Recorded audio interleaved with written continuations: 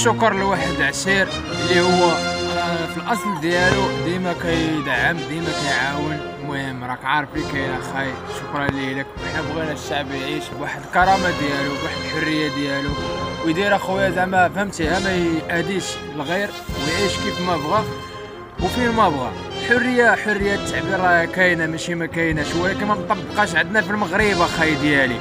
عبر كي بغيتي، ولكن نهار اللي كتحسن كتودي اخاي ديالي فهمتي.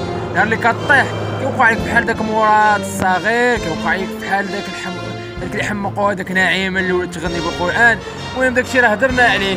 شحال من المعتقلين كنقولوا سياسيين وهما هادو كيدافعوا على داك البلداء اللي كيدافعوا على داك الاميين اللي كيسمعوا الحاجه وكينفذوها.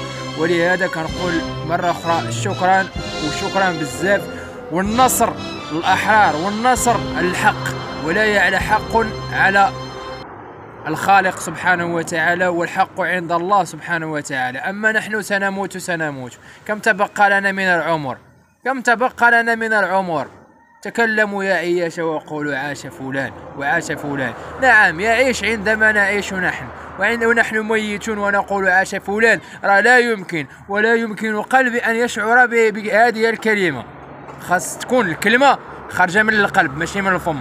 أنا ماشي لحاس، أنا ضرني واحد الحاجة نقولها، أنا عارف راسي يا نموت يا نعيش. السلام عليكم. واللي كيعرفني أنا راه يدعمني ويتابعني، وشكرا لكم بزاف.